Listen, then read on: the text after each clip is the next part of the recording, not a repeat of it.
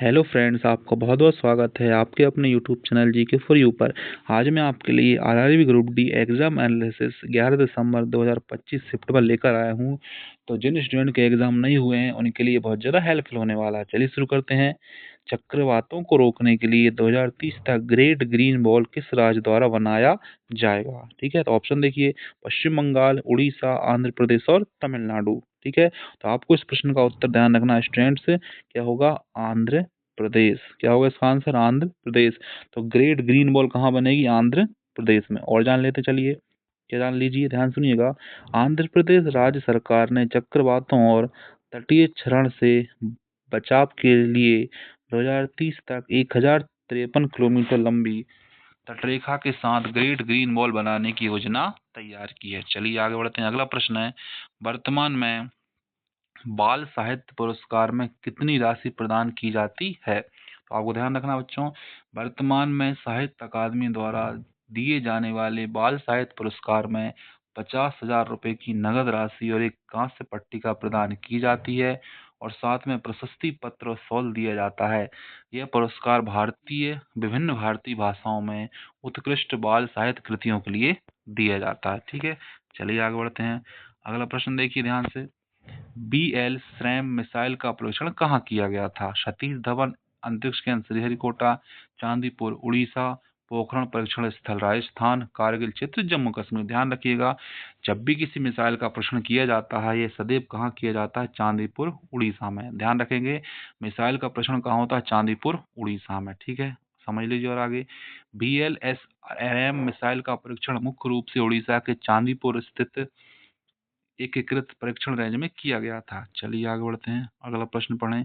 एक किसान नदी किनारे खेती करता है, पानी प्राप्ति के लिए उसे क्या करना चाहिए? कुएं, केबल, स्पैनल, नहर, लिफ्ट, स्प्रिंकल सिस्टम। चलिए समझते हैं इस क्वेश्चन को। नदी के पानी को खेतों तक पहुंचाने के लिए पंप द्वारा ऊंचाई पर उठाकर नहरों के माध्यम से वितरित किया जाता है, जो नदी किनारे के लिए सबसे उपयुक्त है। ठीक है, चलिए आगे बढ़ते हैं। अगला प्रश्न समझिए, साइंस से संबंधित है। न्यूटन के द्वितीय नियम के अनुसार किसी वस्तु पर लगाया गया असंतुलित बल होने पर क्या होता है?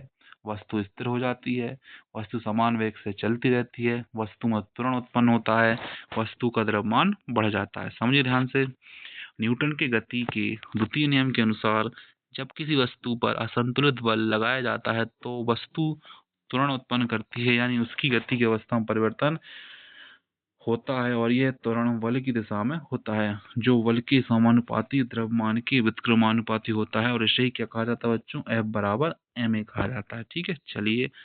उत्तल दर्पण में वक्रता केंद्र कहाँ होता है? प्रश्न है आपके लिए, उत्तल दर्पण में वक्रता केंद्र कहाँ होता है? ऑप्शन देखिए, दर्पण के पीछे, दर्पण के आगे, दर्पण के फोकस पर, दर्पण के ध्रुव पर। इस प्रश्न का उत्तर सभी कमेंट बॉक्स में टाइप कर दीजिए, ये आपके लिए छोड़ दिया गया है। अगला प्रश्न देखें। अलैंगिक प्रजनन में क्या होता है? नर और मादा युग्मकों का संलयन होता है, विखंडन या खंडन द्वारा नया जीव बनता है, निषेचन आवश्यक है, दो अभिभावकों की आवश्यकता होती है। तो प्रश्न किससे पूछा गया बच्चों? अलैंगिक प्रजनन से। तो समझ लेते हैं विस्तार से, ध्यान समझिएगा। अलैंगिक प्रजनन में केवल एक अभिभावक की आवश्यकता होती है, नर और मादा युग्मकों का संलयन नहीं होता। नए जीव का निर्माण विखंडन, कली बनना, द्विखंडन आदि तरीकों से होता है। इसलिए उत्तर सही क्या होगा? विखंडन या खंडन द्वारा नया जीव बनता है। ठीक है, चलिए अगला क्वेश्चन देखिए। मादा में अंडाणु निषेचित नहीं होता, तब क्या होता है? भ्रूण का विकास होता है, निषेचन अपने आप हो जाता है, मासिक धर्म होता है, जुड़वा बच्चे जन्म लेते हैं। ठीक है, चलिए इस क्वेश्चन को विस्तार जान लेते हैं बच्चों। यदि अंडाणु निषेचित नहीं होता है तो अंडाशय द्वारा छोड़ा गया अंडा नष्ट हो जाता है, गर्भाशय की भीतरी परत जो भ्रूण के विकास के लिए बनी थी टूट जाती है और अतः परत के रक्त के साथ बाहर निकलती है। इसी प्रक्रिया को मासिक धर्म कहा जाता है। इसका प्रश्न का उत्तर सही हो जाएगा बच्चों, इसका सही उत्तर हो जाएगा मासिक धर्म होता है। ठीक है, अगला प्रश्न देखिए। प्रश्न है, नर और मादा में किस प्रकार का प्रजनन होता है? अलैंगिक प्रजनन, विखंडन, लैंगिक प्रजनन और कली बनना। तो हमने ऊपर प्रश्न में देख लिया बच्चों, अलैंगिक प्रजनन में केवल एक ही अभिभावक की आवश्यकता होती है, जबकि नर और मादा एक साथ हैं तो इसे कहा जाएगा लैंगिक प्रजनन। ठीक है, चलिए और समझ लेते हैं। ओजोन परत को नुकसान किसके कारण होता है? CO2 carbon dioxide, N2 nitrogen, CFC chlorofluorocarbon, O2 oxygen. तो आपको ध्यान रखना है ओजोन परत को नुकसान होता है क्लोरोफ्लोरोकार्बन CFC से। ठीक है, चलिए अगला क्वेश्चन देखिए। 2024 में सीमा सुरक्षा बल ने अपना कौन सा स्थापना दिवस मनाया है? विस्तार देखते हैं पे बच्चों। आपको अगले प्रश्न के लिए ध्यान रखना, अगले एग्जाम में इंपॉर्टेंट है। 60वां स्थापना दिवस मनाया गया जो 1 दिसंबर 1965 से स्थापित है। भारतीय सेना ने 15 जनवरी 2025 को अपना 77वां स्थापना दिवस मनाया। CRPF ने 27 जुलाई 2025 को अपना 87वां स्थापना दिवस मनाया। CISF ने 2025 में अपना 56वां स्थापना दिवस मनाया जो 10 मार्च 2025 को तमिलनाडु के कोल्लम में आयोजित किया गया था। तो याद रहेगा आपको कौन सा मनाया बेटा? तो आपको याद रखना कौन सा मनाया है, CISF ने 56वां। अगला प्रश्न देखिए। फ्रेंच ओपन रोनाल्ड ग्रॉस किस प्रकार सतह पर खेला जाता है? घास कोर्ट पर, हार्ड कोर्ट पर, क्ले कोर्ट पर, सिंथेटिक कोर्ट पर। तो आपको ध्यान रखना है टोटल कितने ग्रैंड स्लैम होते हैं? 4। कौन कौन से? विंबलडन, US, फ्रेंच ओपन, ठीक है, और ऑस्ट्रेलियन ओपन। तो फ्रेंच ओपन कहाँ होता है बच्चों? याद रखें किस कोर्ट पर होता है? ये होता है हार्ड कोर्ट पर। किस कोर्ट पर होता है? हार्ड कोर्ट पर। ठीक है, अगला प्रश्न देखें जो आज के एग्जाम में है।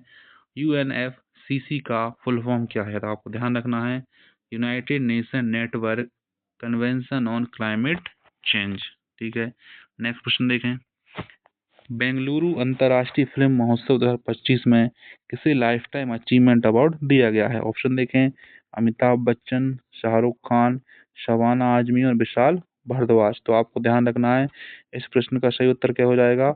इस प्रश्न का सही उत्तर क्या हो जाएगा बच्चों? इसका सही उत्तर हो जाएगा शबाना आजमी। तो आपको ध्यान रखना है इस प्रश्न का सही उत्तर क्या है? सी शबाना आजमी। क्या उत्तर सही? शबाना आजमी। विस्तार देख लीजिए। शबाना आजमी को 2025 में बेंगलोर अंतर्राष्ट्रीय फिल्म का 16वां संस्करण था। यह महोत्सव 1 मार्च से 8 मार्च 2025 तक आयोजित किया गया था। सर्वश्रेष्ठ एशियाई film in the land of brothers निर्देशक रहा आमिर फाजली अलीरेजा कशेमी, देश ईरान। अगला क्वेश्चन देखें।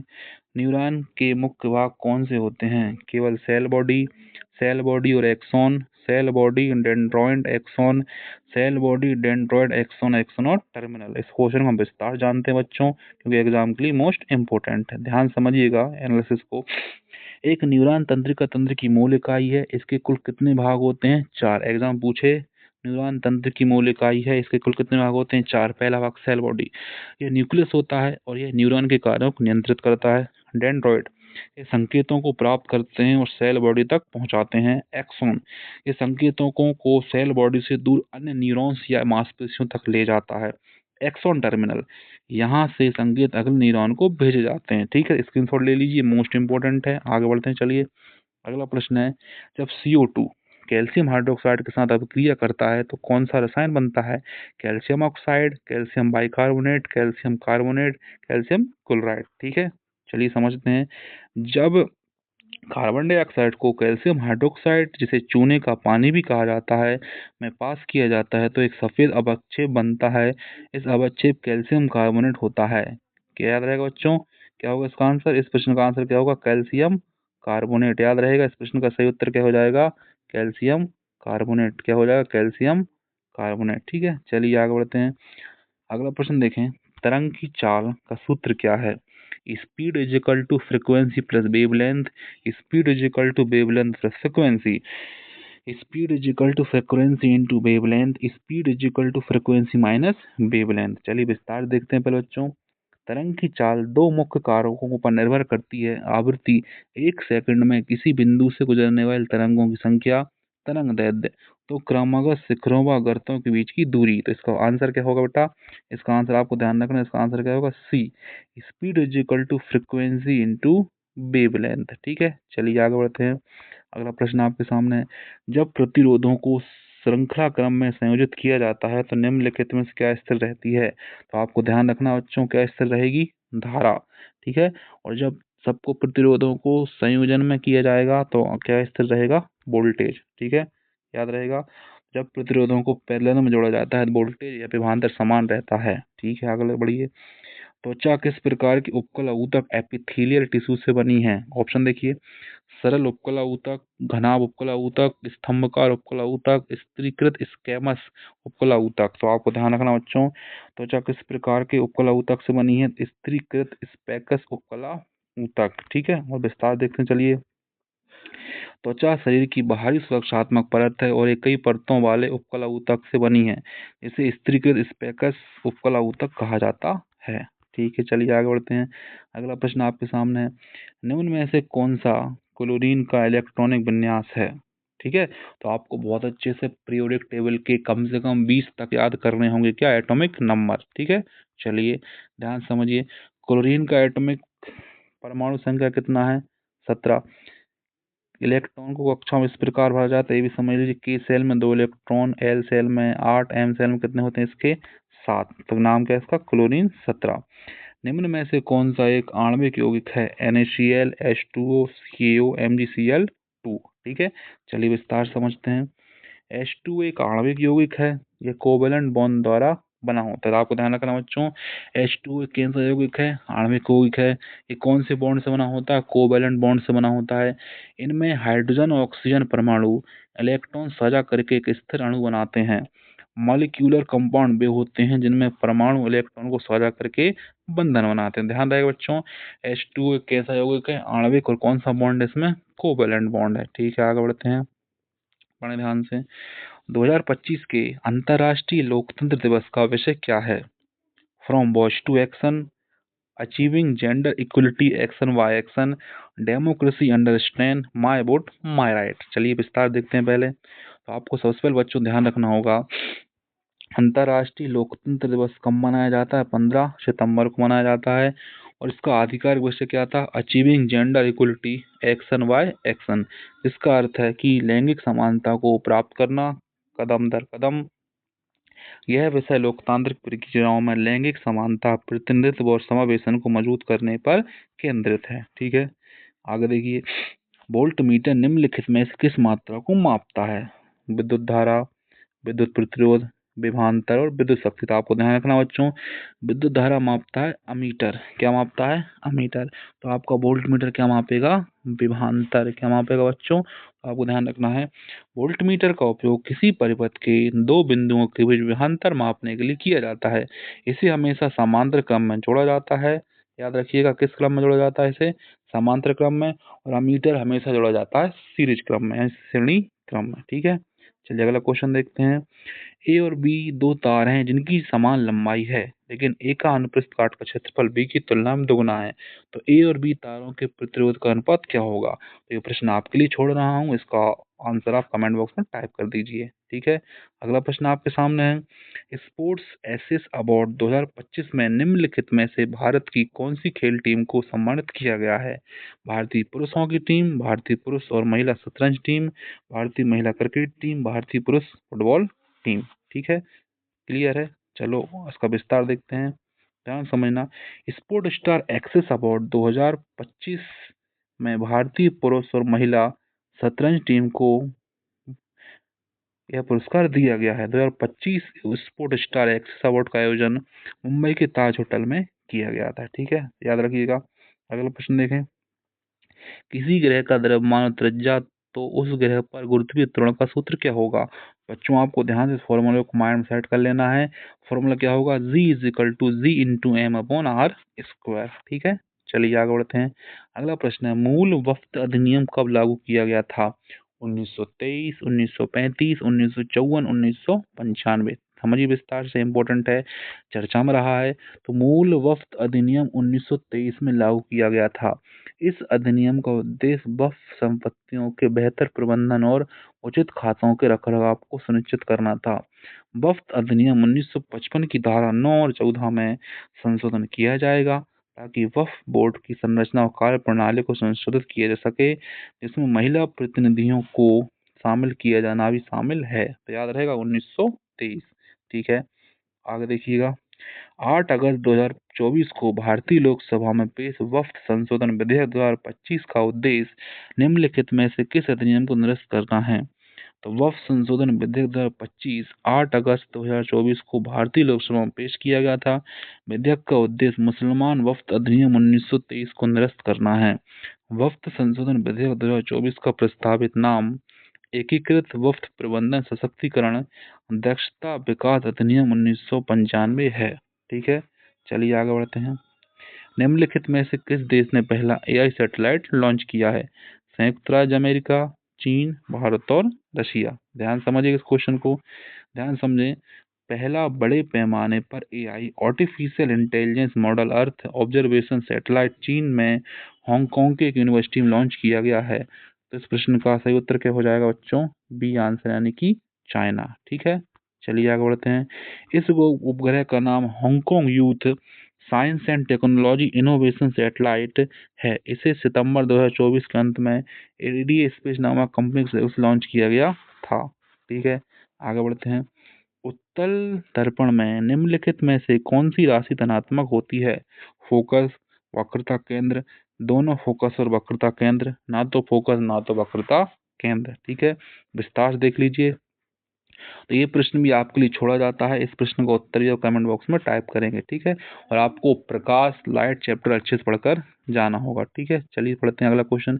निम्नलिखित में से कौन सा कथन यह सिद्ध करता है कि एथेनोइक अम्ल एक अम्ल है? एथेनोइक अम्ल plus NaOH CH3COOH Na plus H2O neutralisation अभिक्रिया। एथेनोइक अम्ल लिटमस को लाल कर देता है। एथेनोइक अम्ल धातु के साथ अभिक्रिया नहीं करता है। एथेनोइक अम्ल नमक नहीं बनाता है। विस्तार देगी इस क्वेश्चन का। जब कोई पदार्थ क्षार जैसे NaOH के साथ अभिक्रिया करके नमक और पानी बनाए तो उसे क्या कहा जाएगा बच्चों? उसे अम्ल कहा जाएगा। एथेनोइक अम्ल के साथ अभिक्रिया करके अम्ल बनाएगा। ठीक है, चलिए आगे देखते हैं बच्चों। सुरुचि सिंह ने म्यूनिख में ISSF विश्व कप 2025 में कुल कितने पदक जीते हैं? 0, 1, 2, 3। ध्यान रखिएगा। सबसे पहले तो बच्चों, सुरुचि सिंह महिला 10 मीटर एयर पिस्टल में खिलाड़ी हैं। ठीक है, इन्होंने क्या जीता? स्वर्ण पदक जीता है। Arya Borse Arjun Babuta 10 metre air rifle मिश्रित टीम में स्वर्ण पदक। सिप्ट कौर सामरा महिलाओं की 50 मीटर राइफल 3 पोजीशन में कांस्य पदक। एला बोनेल बालारिवन महिलाओं की 10 मीटर एयर राइफल में कांस्य पदक, जिसमें 2 स्वर्ण 2 कांस्य पदक शामिल हैं। इसके साथ ही भारत ISSF विश्व कप पदक तालिका में पीपल्स रिपब्लिक ऑफ चाइना और नॉर्वे के बाद तीसरे स्थान पर रखा। ध्यान रहे किस स्थान पर हैं हम? तीसरे पोजीशन पर। ठीक है, तो याद रखिएगा। आने वाले सभी एग्जाम की शिफ्टों आपके लिए एनालिसिस किया जाएगा। तो आपको बच्चों चैनल को अधिक से अधिक शेयर करना है, चैनल को सब्सक्राइब करना है।